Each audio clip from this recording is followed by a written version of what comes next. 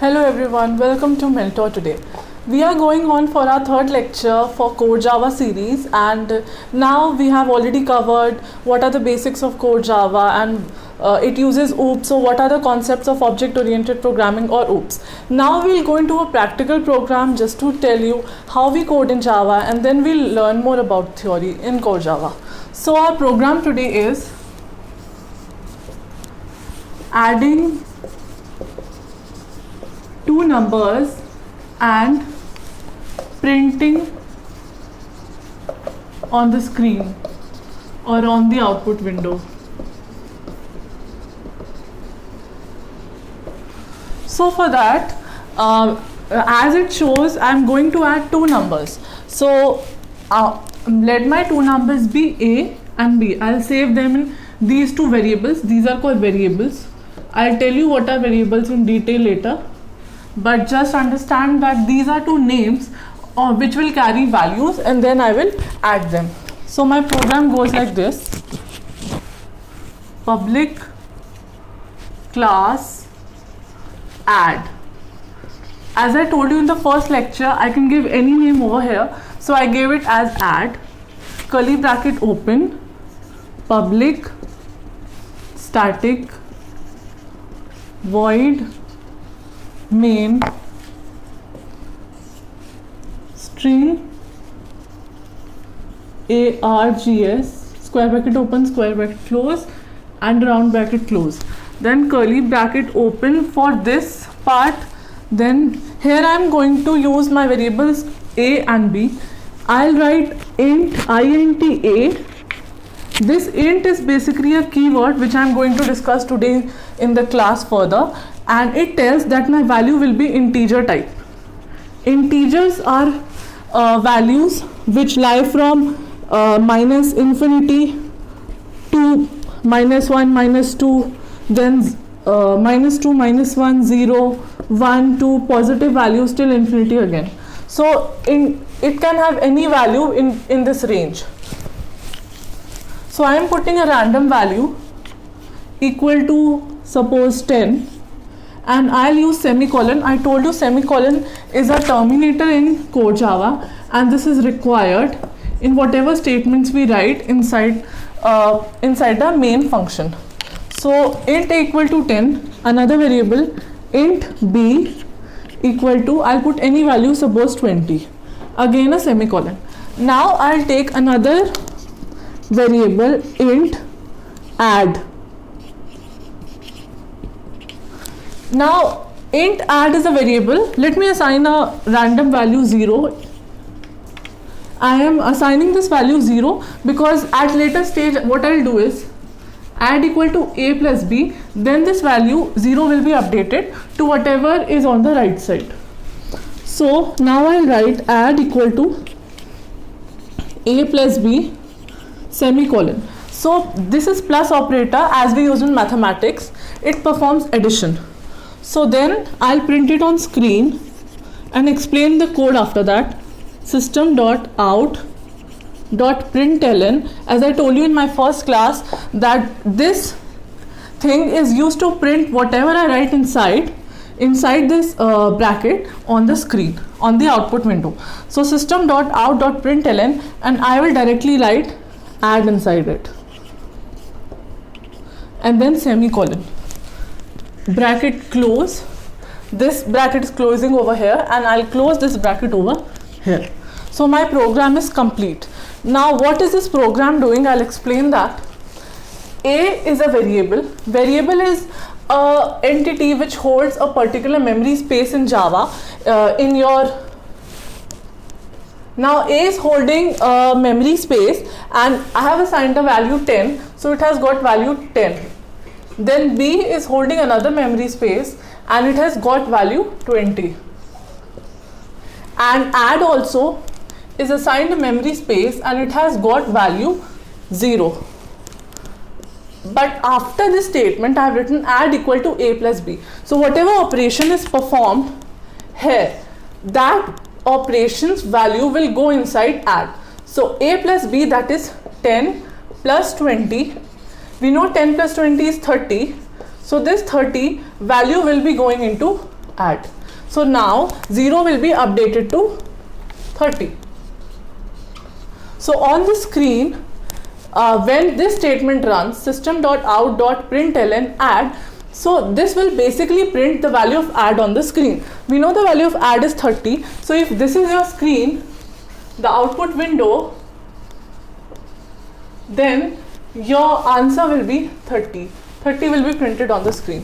So this I've demonstrated just a basic program to add two numbers and how I will print it on the screen. I will show you the practical later in classes, and I'll move to more theory part in Java now.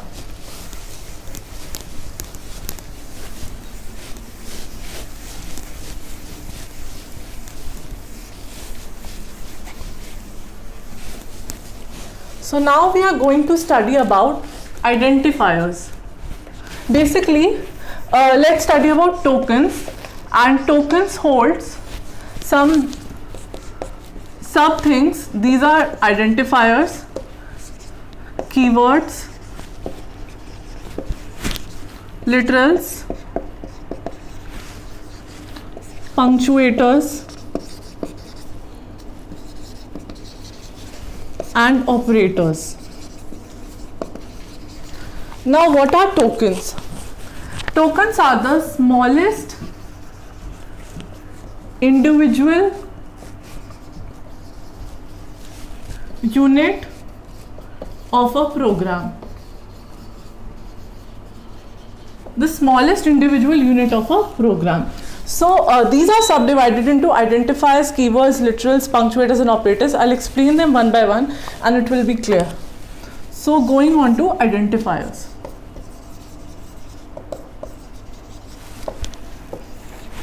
Now identifiers are user defined names which are used to identify a class, a variable, function, object, arrays, etc. So you remember when I wrote public class and I said I can write anything over here, and I wrote add in the previous program. This is identifier. That means I have given a name which I wanted to give. I can give any name over here. So this is an identifier. So what are identifiers? They are user defined names used to identify a class, variable, function, etc. Okay, but in Java there are some rules to whatever names we can give. So these rules I'll mention. There are some rules. So the first rule is that identifier cannot be a keyword. What is a keyword? I'll be telling you next after identifiers. So just leave it till here. Second, that it should begin with an alphabet and it may be followed by a digit.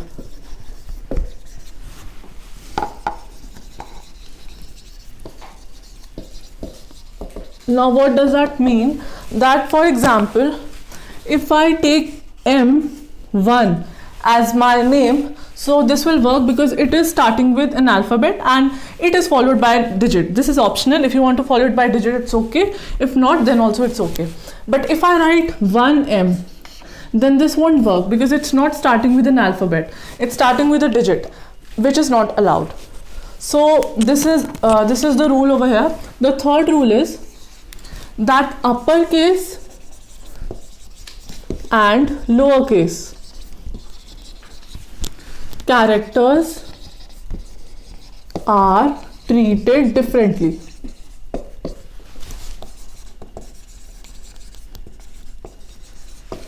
What does that mean? For example, as I gave the name int a in the last program as 10. Now suppose I write int a equal to 20. So these both are separate. We know that a and a are same, but in Java both are taken separately. This is uppercase, and this is lowercase. So uppercase and lowercase characters are taken separately. So if I want to print, suppose add equal to a plus a, then if I print it on the screen, I'll get 30. There will be no error because this is taken as 10 and this is taken as 20. They are not the same values because capital A will be assigned a memory space and a value 10, and small a will be assigned a memory space and a value 20. Now the last rule is that only two special characters are allowed. Now what are these two special characters? The dollar symbol and the underscore symbol.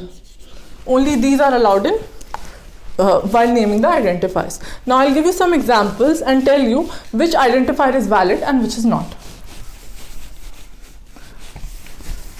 I'll not rub this. So for example, I write INT income tax with a space in between. So it won't be valid because I have not mentioned that spaces are allowed. Second, INT income tax. There is no space in between.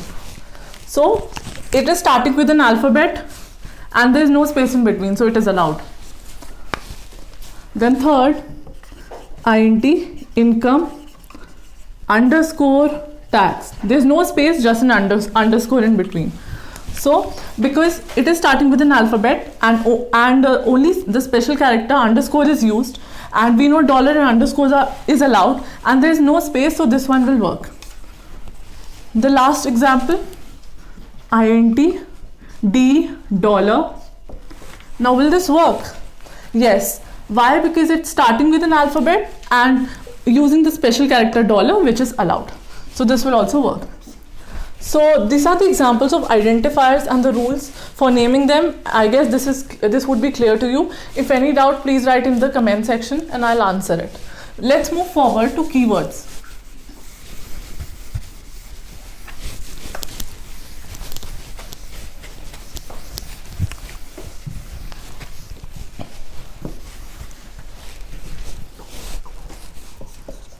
Keywords. In Java, inbuilt, there are some special words and they have special meaning. They are reserved words and they can't be used as identifiers. So keywords are special reserved words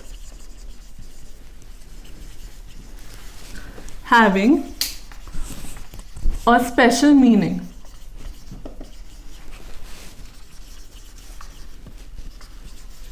For the compiler. Now compiler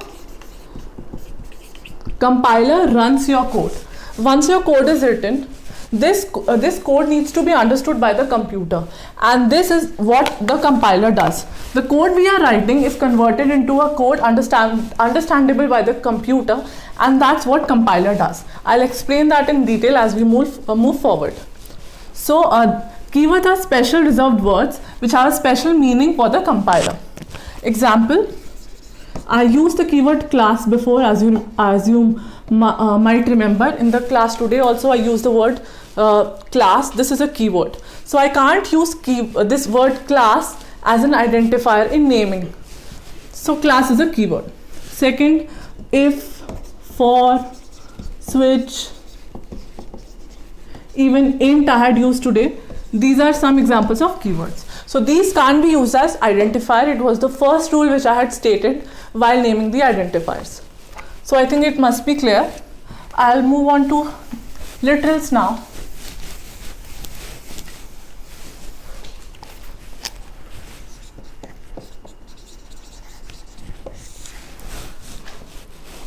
These literals are also called constants.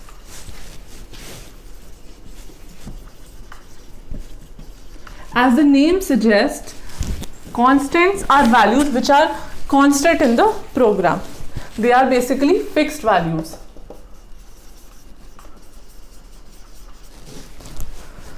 literals are of various types. For example, when I had stated int a equal to 10, so I had given the value 10 here. So it is integer constant.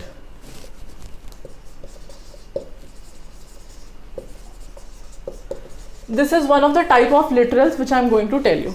So the types of literals are, or types of constants are, integer constant,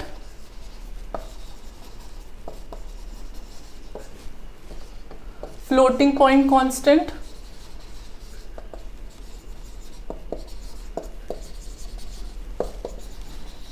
I'll give the example of them one by one.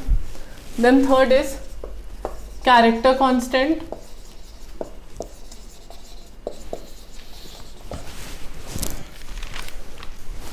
four is string constant,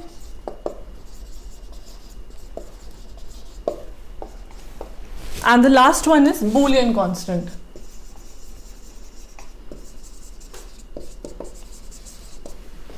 So I'll tell you integer constant.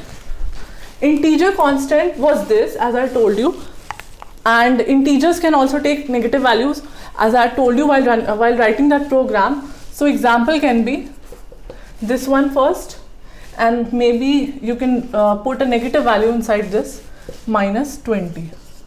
So this is the example of integer constant. Then floating point constant. Floating points are decimal values like 4.2, 3.5, all these are decimal values. So example, I've already given you example, you can put it in any variable. I have taken a negative floating point value over here. Then comes character constant. Now in Java, character is denoted by single quotes. These are single quotes.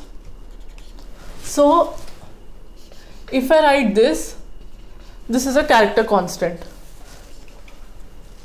I can use special character also inside a character, inside the quotes. This is also a character constant.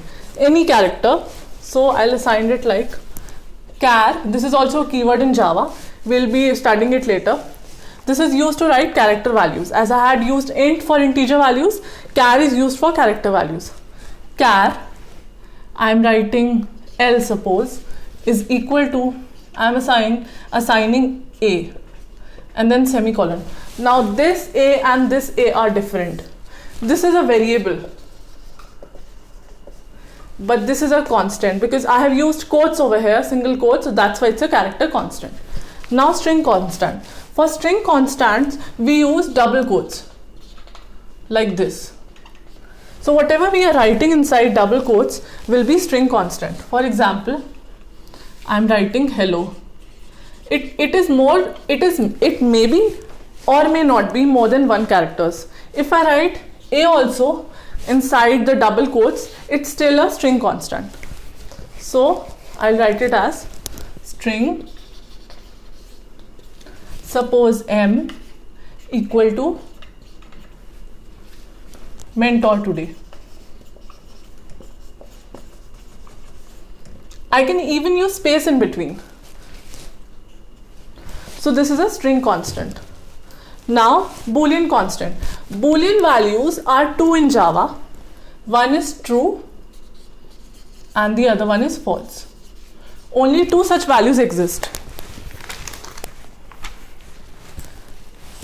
This T is small and F is also small. So if I'm writing, I'll tell you how to write it. Boolean, B small over here. This is also a keyword in Java. Boolean, I'm writing any identifier name here. I'm writing M. I can write anything over here. As I told you, identifiers can be any names following the rules which I had mentioned earlier. So name, I've written N and true, or Boolean K equal to false. So these are only two in Java, true or false. So this was all about literals. I'll continue with punctuators and operators in the next class. Till then, stay tuned, like, share, comment